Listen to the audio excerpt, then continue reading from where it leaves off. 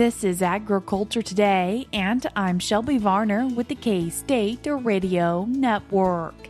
Today's show begins with a cattle market update from Tyler Cozzens, Director of the Livestock Marketing Information Center. Tyler discusses the recent cattle on feed report and how it compares to expectations. Tawnie Larson, Program Manager for the Kansas Agriculture Safety and Health Program, keeps the show rolling with reminders about safety and health for farmers and children during harvest. K-State Fisheries and Aquatics Extension Specialist Joe Gerken wraps up the show explaining paddlefish and why more have been brought into Kansas. That and more is coming up ahead on Agriculture Today.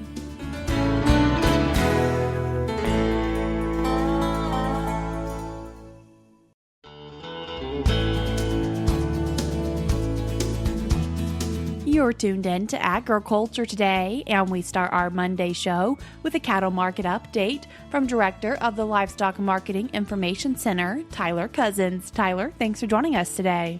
Thanks for having me today. Tyler, wanting to begin our conversation not with the cattle market, but instead with the September cattle on feed report, and what were you seeing from that?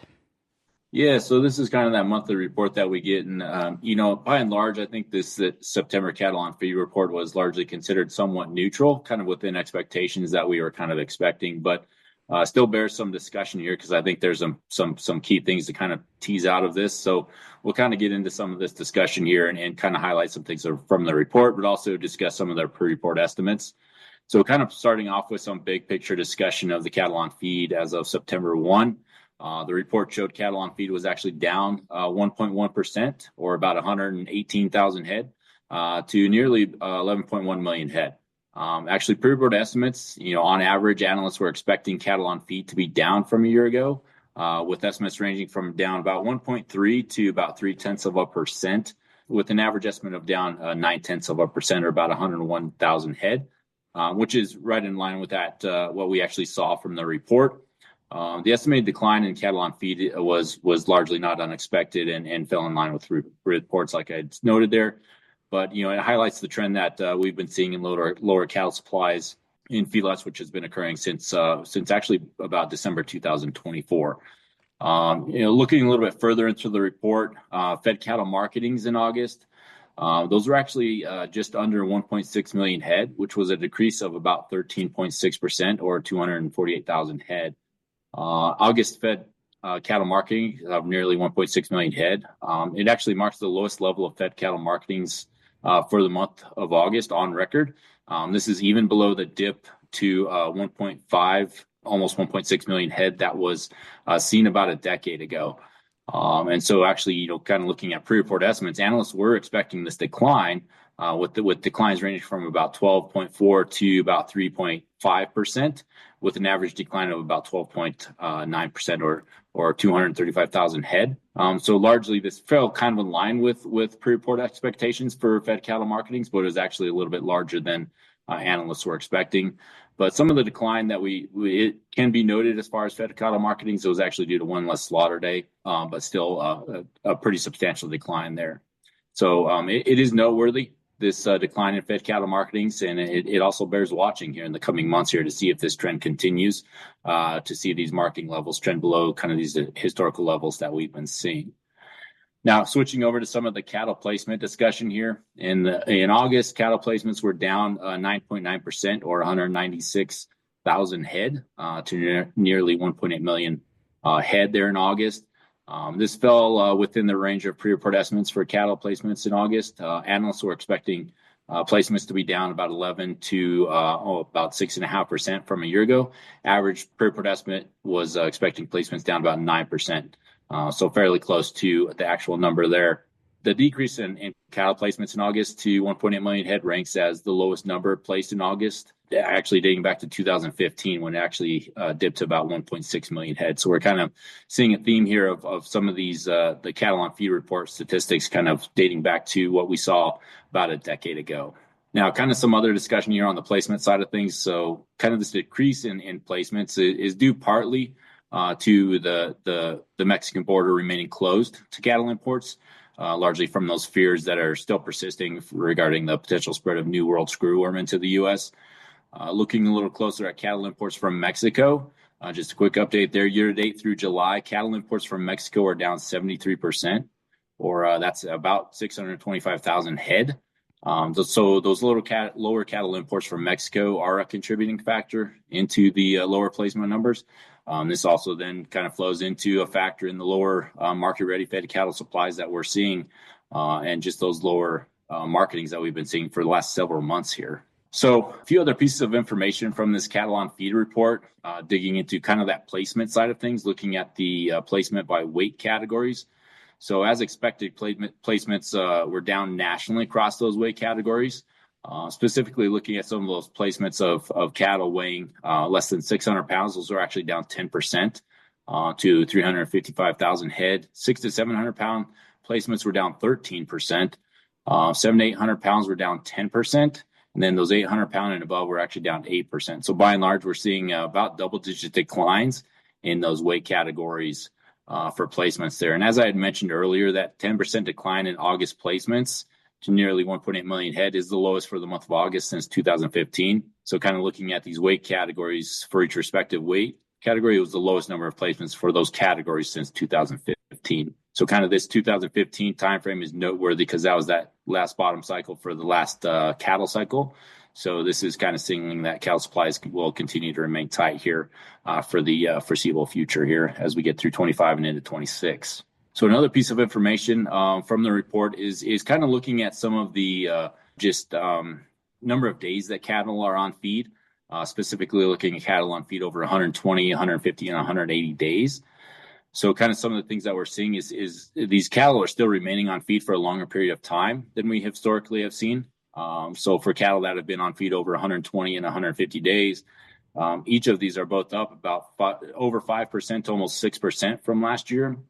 And then, cattle on feed over 100 days are actually up about 500,000 head from last year. So this trend of cattle remaining on feed for a longer number of days has been occurring for the better part of a year now. And so we kind of bring this up from a discussion standpoint because this longer period of cattle on feed points toward kind of that continued expectation of higher dressed weights, meaning we still need to keep an eye on just that trend of dressed weights here through the rest of the year. Looking a little bit closer at the trend in dressed weights for this year to date through mid-September, dressed weights for steers are actually tracking above about 24 pounds or about 3% from the same period last year. And if we actually compare that to the 5-year average, it's actually trending about 51 pounds or about 6% above that 5-year average. So kind of although dressed weights remain elevated compared to those historical levels, it has not been enough to offset the tighter available cattle supplies coming through the supply chain, which has actually led to a year-to-date decline in domestic beef production of about 3% compared to last year. So kind of overall, some takeaways from this September cattle on feed report. Largely expected some of the results. So the report's kind of somewhat considered neutral from an overall market response. But there are still a number of moving pieces that are at play within the market that bear watching. And a couple of those moving forward will be just kind of the continued cattle supplies that remain tight just due to lower domestic supplies and that border with Mexico remaining closed. And kind of lastly, one of those points I touched on was just the dressed weights remaining high and elevated, which is an item watch in the near term, just from an overall beef production side of things.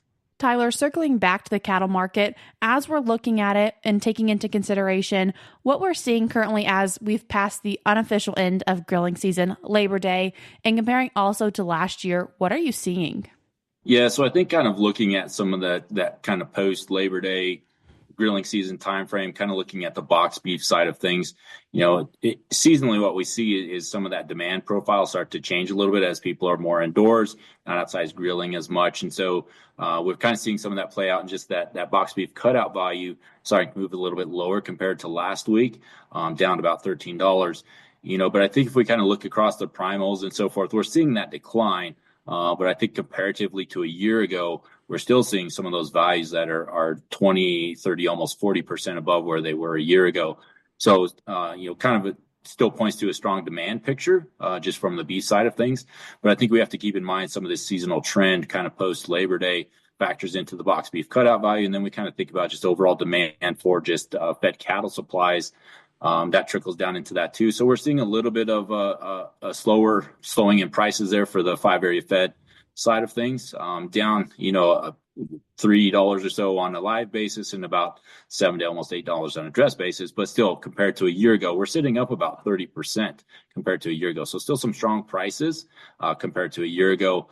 And so I think another note, kind of this post Labor Day trends that we see in the cattle side of things, looking at the feeder cattle side of some of these trends here, right? We're kind of getting into this fall run of calves, kind of going into these feedlots. So we're right at the kind of the beginning stage of that. And so some of these subsequent cattle on feed reports will give us a little bit more of a picture of just overall supplies coming in there. But we can still kind of keep an eye on things as far as prices go. And, seasonally what we expect from a feeder cattle side of things is those prices to start to soften, because you're seeing a lot more of those supplies come into the market, and that can oftentimes pressure prices. But kind of noted with some of this cattle on feed report discussion that those supplies are still pointing to a tighter supply picture there. So some of these prices, we're seeing some mixed prices here kind of post Labor Day. But as we move forward, looking at those to see if we see a little bit more of a downturn in those prices, kind of points to maybe there's a little bit stronger supply out there. But by and large, those prices are still holding strong compared to a year ago. I mean, sitting up 40 to over 50% higher than where they were a year ago. So points to a pretty tight supply picture out there. So these prices are still looking pretty good across the board here for the feeder cattle side of things. Tyler, I appreciate you taking the time to join us today. Thank you. I appreciate it. That was Director of the Livestock Marketing Information Center, Tyler Cozzens. We're cutting to a short break now on Agriculture Today, but stick around because we have more for you up ahead.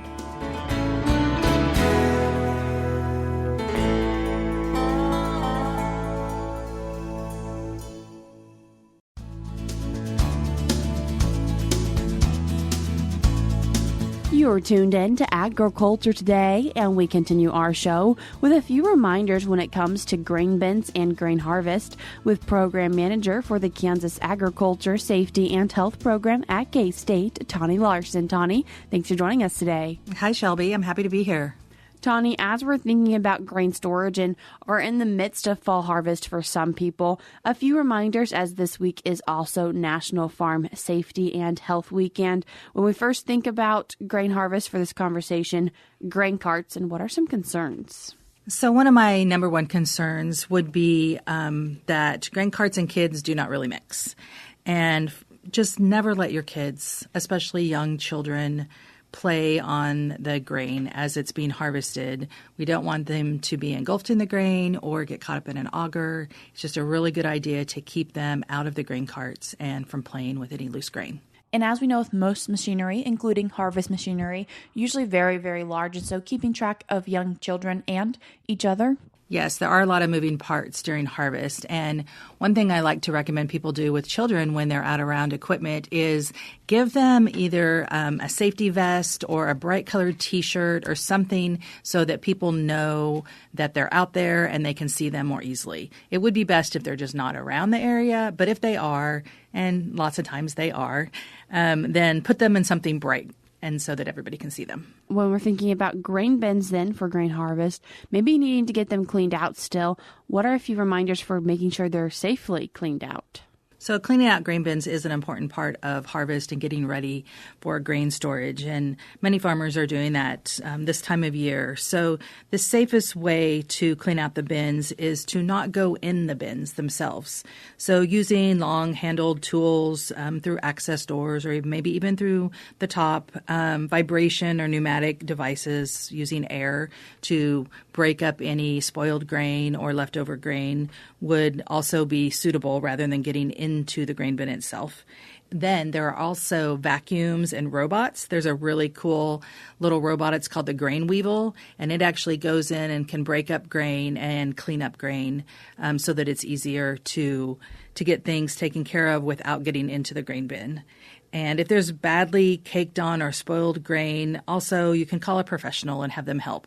They would have the right devices and tools to take care of the job. What are some different ways that grain can maybe get stuck and create a hazard?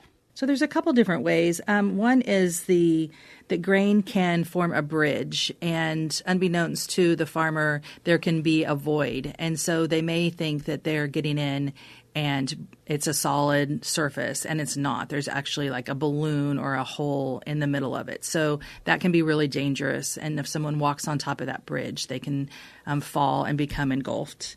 There's also vertical masses of grain that can build up on the side of the grain bins, and those can also be very dangerous. It's also something that's hard to see. And of course, just flowing grain. I mean, we don't ever want to get into a grain bin when the grain is flowing. So we want to make sure that if you do have to get in, then you use a proper harness, use proper safety gear, and that all the equipment is off. It's a great idea to lock out, tag out your equipment, making sure that everybody in the area knows that you're going to be working. You should have someone working with you. Working in pairs is a good idea. Having even a third person there just monitoring things would be great. What are some personal safety concerns, maybe respiratory-wise, for farmers to consider? So a lot of people just put on a dust mask. I've seen a lot of videos of people cleaning out grain bins, and they just have on the basic mask. The best mask to wear would be a reusable mask. I think 3M has one. It's a 6000 series. It has removable and replaceable cartridges. If that is not possible, using the N95 or N100 masks and changing them often. So we're trying to protect everyone from the dust and the mold that also builds up in the grain. When we say changing them often, between grain bins, making sure they're not used multiple years, what do you mean by often? I would say if you're out working in a bin, change them every couple hours. Definitely don't use one year after year if it's a disposable mask. And what are some safety concerns when it comes to augers? So there's different types of sweeps and augers in the grain bin. So you would want to make sure if you're sweeping toward an auger that there is a shield on it. Try to avoid using your foot to push the grain toward it. Be careful of pant legs and shoestrings and that type of thing. But if it's shielded, that's all the better. And then also, don't ever get in the grain bin when the sweep auger is running. That can cause a trip and a fall, and it could cause some serious injury. And then also working in pairs is very helpful. It makes the job go faster and easier, as well as it's just a great line of protection.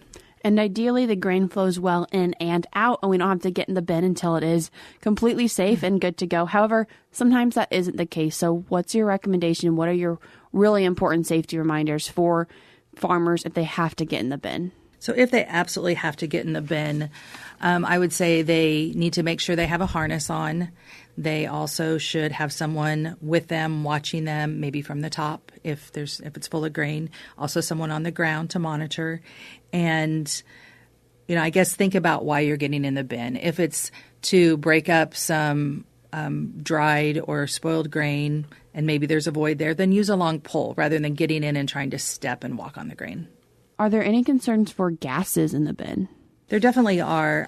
We do recommend that if you do need to get into a grain bin, that you open up the bin and let it sit for a couple hours before you have to get in and work. And then there also are some gas monitors that could be used to make sure that the gas levels are not too high. And in these scenarios, if something does accidentally happen, important to call the emergency services? Absolutely. I would say call 911 immediately. There are some procedures that are recommended if you do find someone in a bin. You don't want to also get entrapped. And so getting in and giving them as much support as you possibly can, making sure that they can breathe as good as possible. Sometimes getting them a mask would be helpful if they don't have a mask on. And then just keeping everybody as calm as possible. First responders usually have some type of rescue apparatuses, maybe some other rescue chutes, but let the professionals get in there and get the person out. And speaking of those rescue apparatuses, any way that maybe people involved in agriculture could support their per se fire department in making sure they have that equipment? Yes, absolutely. There are specialty grain rescue tubes and chutes that are available, and Nationwide Insurance has a program that every January they have a contest, and so Individual fire departments can enter the contest and get awarded a grain rescue tube, and then they also come out and do hands-on training. And so if you know that your fire department does not have one of these rescue tubes, this would be a great opportunity to try and get one for your community. There's about 20 rescue tubes that Nationwide is provided across Kansas, but we can definitely use as many as possible. And as September 22nd through the 26th is National Farm Safety and Health Week, any reminders you'd like to share or resources available for this week? Yes, this is a great week. And as professionals in agriculture safety and health, we always look forward to the AgriSafe Webinars. They have several this week on equipment and roadway safety, health and wellness, generations on farming, confined spaces, which is what we're talking about today. ATV and UTV safety is also a big topic. So they put on a great program. Tawnie, I appreciate you taking the time to join us today. Thank you, Shelby. That was Program Manager for the Kansas Agriculture, Safety, and Health Program at K-State, Tawnie Larson. In today's show notes on agtoday.net, I will link the AgriSafe webinars that she mentioned in today's show. I would like to remind you that this week is National Farm, Safety, and Health Week. Before we cut to a break, we're now going to be joined by Kansas Livestock Association's Scarlett Madinger as she discusses how they're sharing the story of beef nutrition. The Kansas Beef Council, in partnership with the National Cattlemen's Beef Association, has launched a nationwide campaign this fall to deliver toolkits to more than 5,000 family physicians and general practitioners, including more than 100 in Kansas. These toolkits will reach up to 500,000 consumers with trusted, health-related information about beef.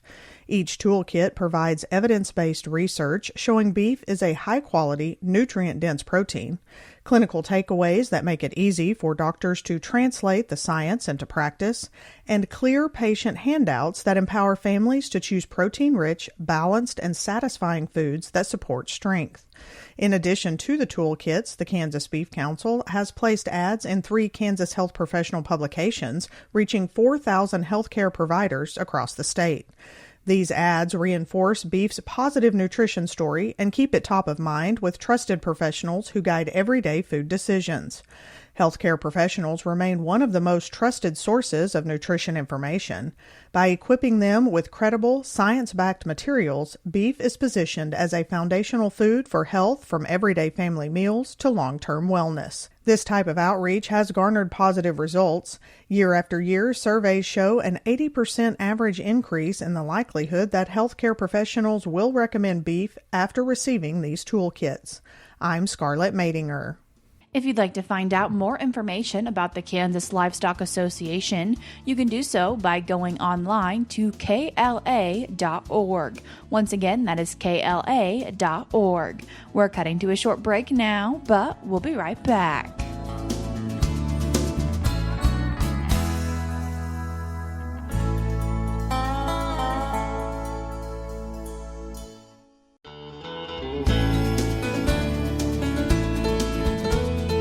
You're tuned in to Agriculture Today, and we conclude our Monday show talking about paddlefish with K-State Fisheries and Aquatics Extension Specialist Joe Gerken. Joe, thanks for joining us today. Thanks for having me back. Joe, talking about a paddlefish, what does it look like? Yeah, so paddlefish have this really long nose-like feature. It's called a rostrum, and it's really long and flat, sticks out in front of their face, kind of like half their, almost the length of their body. So it looks really funny, sticks out in front of them. They have really, really big mouths, and they look really unique. And Kansas Department of Wildlife and Park staff recently went up to South Dakota and picked up 20,000 of these critters and stocked them in Perry Reservoir, Pomona Reservoir, and Tuttle Creek Reservoir. And so I thought it'd be a good opportunity to introduce some folks to a fish they might not see and then kind of talk about the paddlefish a little bit. What do they eat? Do they have any issues with eating? They primarily eat plankton, and so really, really small little organisms that live in reservoirs. And they use that paddle or that rostrum to detect where big groups of these plankton are. And so they swim around really kind of slowly throughout the reservoirs with their mouth wide open, just collecting a bunch of these little plankton. And so they're eating really, really small bits of food, but swimming around and getting large quantities of it. So they can actually grow pretty quickly. And how big can they get? The Kansas record is 144 pounds. That was a paddlefish caught in a pond in 2004. The world record is actually held by a Kansas resident, Chad Williams, and he caught 164-pound paddlefish from Lake of the Ozarks in Missouri. But they could get to be really, really big fish. So why did the Kansas Department of Wildlife and Parks go to South Dakota to restock a few places in Kansas? These fish can be hard to raise, and so Kansas a lot of times works with other state agencies. We'll grow some fish that might help them out.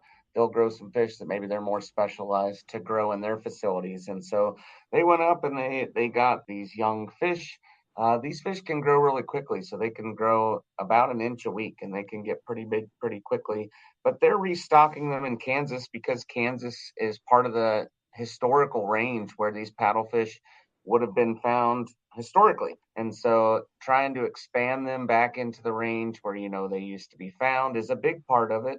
They also, want to introduce a new fishery. And so the fisheries division of Kansas Wildlife and Parks is always looking at opportunities to expand the recreational opportunities related to fishing. And so they're trying to reestablish some of these populations so that we can establish a fishery for them down the road. Is a person who maybe is going fishing in Kansas able to catch one of these? Yeah, you might accidentally catch one, but you're not allowed to go catch them on purpose. Generally, they like to be by dams, and so you can kind of drive around in your boat, then you throw a big hook and you hook into the side of them and pull them in. But because the snagging method is the way that you catch these paddlefish, it's really hard to focus on a certain size or to catch and release smaller fish. And so we need to make sure that we're catching the right size fish and we're able to manage a sustainable population. And so right now, you're not allowed to purposely fish for them in Kansas. And if you accidentally snag one while you're fishing for another fish, you'd have to let it go. So it's not allowed right now, but hopefully relatively soon, we'll have an opportunity to go out and try to catch some of these paddlefish. They're really, really good fish to eat. They make steaks a lot like a swordfish steak.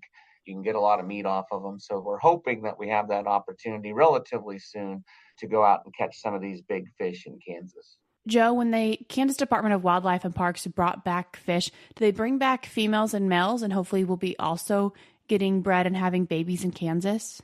Yeah, that's the goal. And so, they're raising all of these fish, and this is a native fish. So we want this fish to be able to reproduce in these reservoirs.